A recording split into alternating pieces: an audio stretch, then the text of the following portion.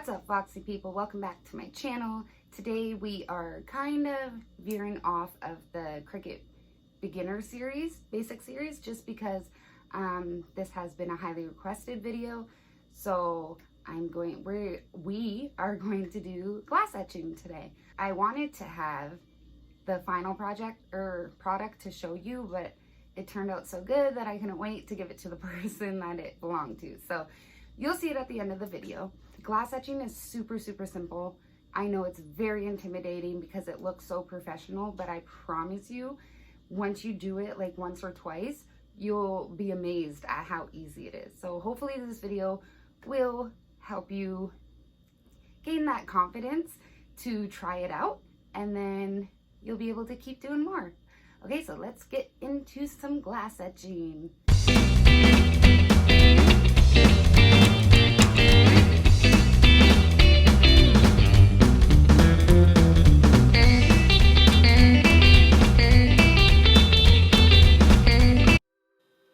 Alright guys, so just on your front page of Design Space, you'll go to make a new project, or just work on whatever project you're working on. I'm just going to fly through this whole design thing because that's not what this tutorial is about.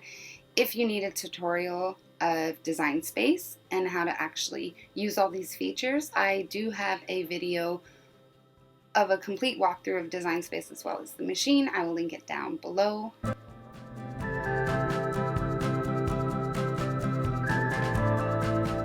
So I'm just looking up a heart on Google because I didn't really like the one that Design Space provides.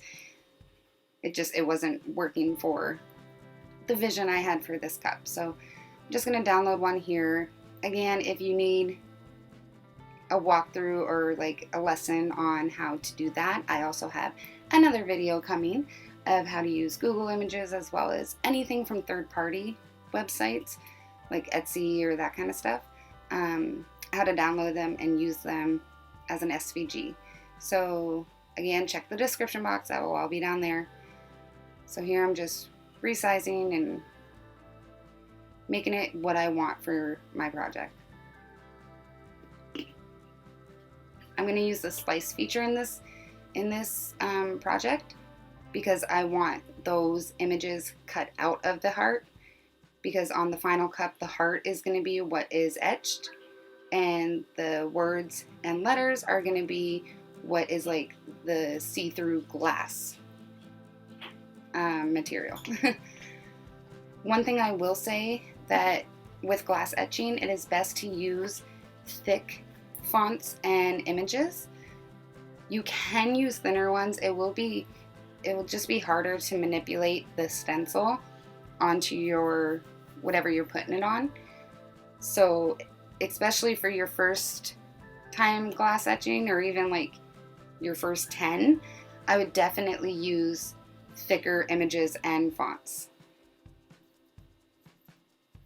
So then I measured my cup and the area that I needed all this stuff to go on, and I'm just going through and sizing it right.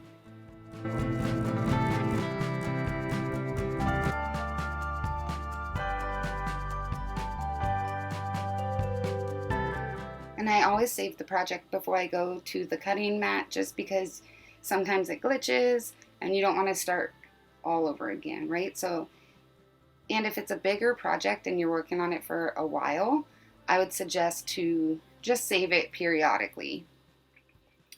So then here on the cutting mat, I like to move my pieces around so that there are larger gaps in between, because like when you're cutting on vinyl it would be totally different, because what you're cutting out is the letters of the words. You want those, right? In this aspect we're actually doing everything backwards. So I'm going to weed out the letters and keep the background of it. So I like to space it out on here when I'm doing glass etching so that I have a larger like perimeter around the words and images. Hopefully that made sense. If not, you'll see when I get to actually doing the glass etching. So then on here you just go and set your material just like any other project. I like to use contact paper for stenciling, or even just scraps of old vinyl. I won't waste like brand new vinyl or a full sheet of vinyl for a stencil unless it is a lot of small, intricate cutting. Then I will use vinyl as a stencil in that case instead of the contact paper, just because it's stiffer, I guess, and to me, it just works better. So I had cut this all out. All my stuff is cut out. Always turn your mat over when you're taking things off of it rather than peeling the material up. It just helps with bending. And then I'm going to go through, I know you can't really see it here, but I'm going to go through and just cut in between all the words so that they're all separate pieces before I start weaving.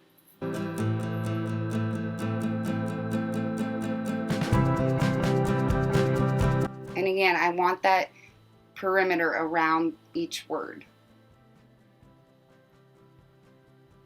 And then just go in and weeding. Again, we're going to do everything backwards. Whereas normally you would probably want to weed out the letters and the letters for the words. Now we're doing it all backwards. So everything that is weeded out will be etched, because the cream is going to go on all the stuff you weeded out, right? So everything that is covered by your stencil or your vinyl is what is going to stay the clear glass material.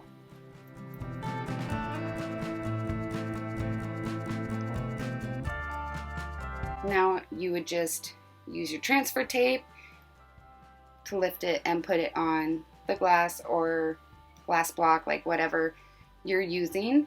I always use masking tape or painter's tape as transfer tape.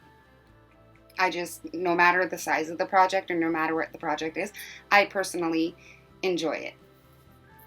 And I think it works better than regular transfer tape sometimes.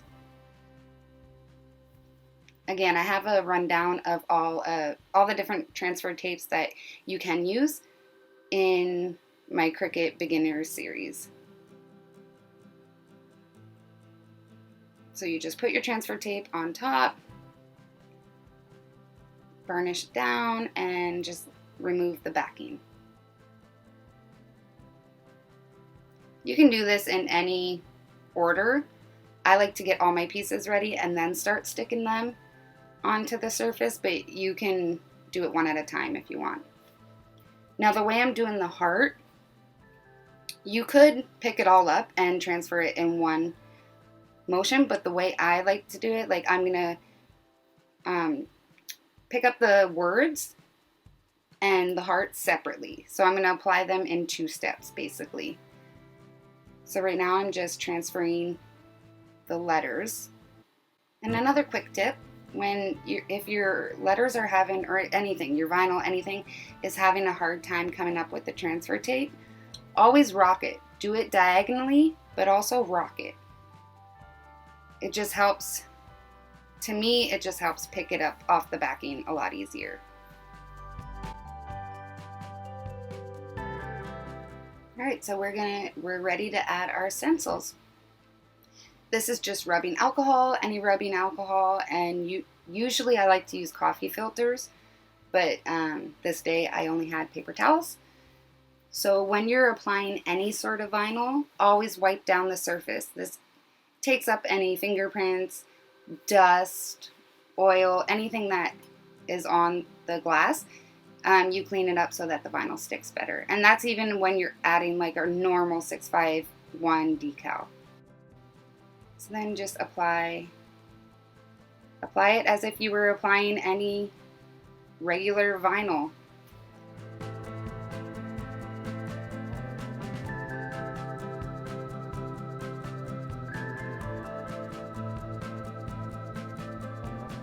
I do push it down in sections because it is a curved glass, and because we are doing the outline perimeter, you're going to have a harder time. So as you can see here, like I have these little bubbles. You can try and flatten them out with your finger. What I like to do is go in with a small pair of scissors. The Cricut scissors work perfect for this. And just cut a line, like cut that bubble open and lay it down. If you would have left that little lump in the vinyl, then the cream would get underneath it and it would totally ruin your project. So you want to make sure everything is laying flat and the cream has nowhere to go but where you want it to.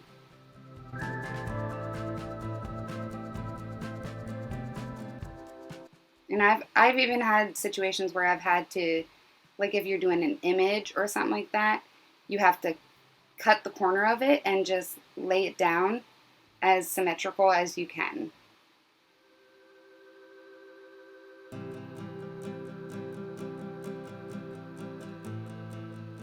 This one I'll have no problem with because they're just letters. But like I said, when you're only doing the outline of things, those are much harder to work with. This is the hardest part of glass etching, is laying down the stencil properly. It is the most time consuming and the most work that you have to put into it. Everything else is so super easy. If this is your first time doing glass etching, I promise you, you're going to love it. So I'm just went in and added all my names and all my stencils.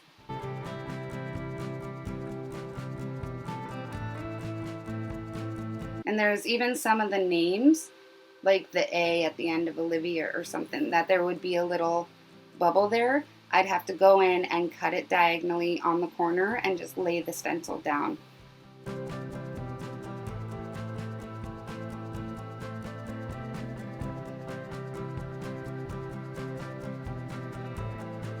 Now I'm going in just with the masking tape. I like to reuse what I used as transfer tape for this. Try and save some money and some product as much as you can. But you want to put down a barrier around all of your stencils. Once you get super good with it and you're very careful, or if you have a really big project with a larger border around it, you don't have to be so careful. But with etching cream, the second it touches anything, it could be a little tiny drop, you're going to see it once it's washed off. And it doesn't matter if you wipe it off immediately. It's so fast acting. So this is why I like to go in and just put a border around all of my stencils, just to be careful. Because I've done a ton. I am super careful with it, but you never know. Even just moving the brush away from the glass, sometimes one little bristle will end up touching the glass, and you'll have a random line etched into it. So just be careful, and like I said, I will just cover as much as I possibly can. So Armor Etch is what I use. You can just get it at Michael's. It looks like glue. Be careful, it smells really bad. So try and do it in a ventilated area and make sure you shake it really well before opening it. As you can see, you will get some crusties on the top. So maybe just wipe off the rim before putting the lid back on. I promise the glass will come back into frame in a minute. My monitor wasn't working this day, but I like to go in and start just with a paintbrush, dip it in the cream, and just coat it onto your image any which way you can. And then you're going to start working with it.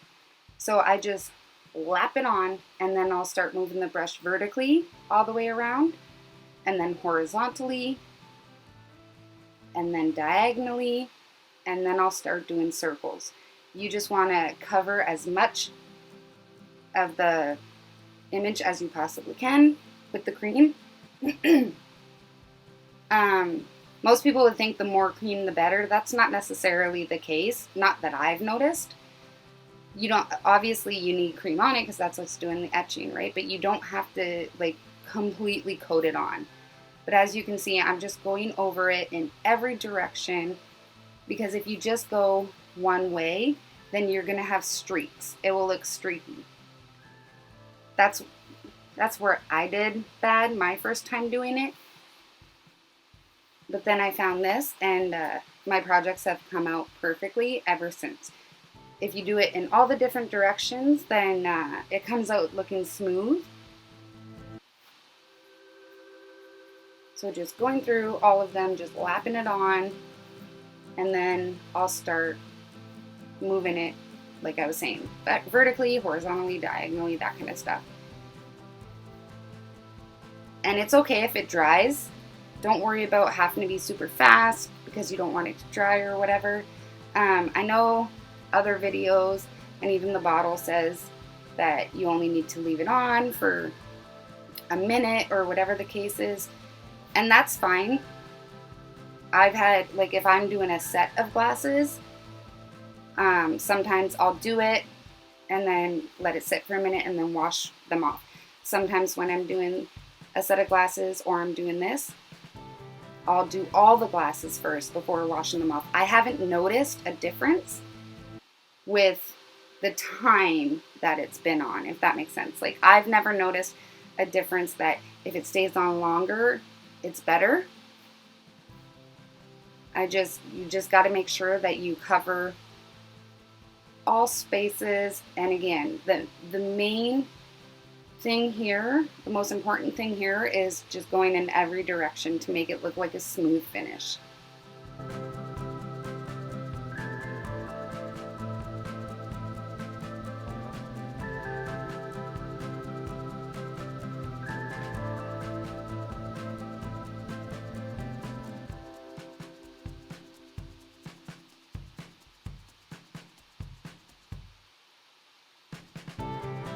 And that's why I was saying also that you have to be careful that you don't have any lifts in your vinyl or your stencil, because when you are moving it all over the place like that, your paintbrush could slip underneath it, and then you'd have cream where you don't want it to be.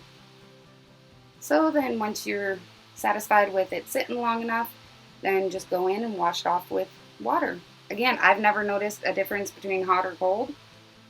I just wash it with whatever my hand can handle. The hot water does help the vinyl come off faster and the tape come off faster though. So I just pull everything off like under the water. That way if there is any hidden cream sitting somewhere, I'm not missing it.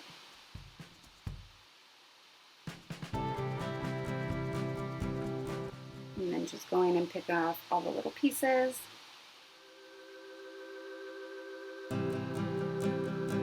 If you use stencil vinyl or even the contact paper, then these pieces come off a lot easier. But because they're clear, they're also a lot harder to see if you do have any bubbles or lumps.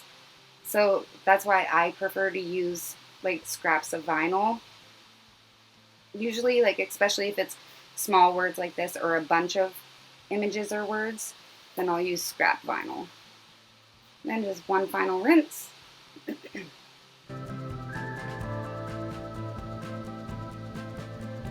And you're all set.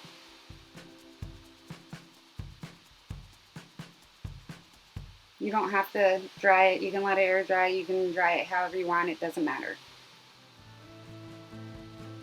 But you're all set. Now, as you can see, it does look like there are some spots in there, but that's just because some of the spaces are still wet. So there you have it.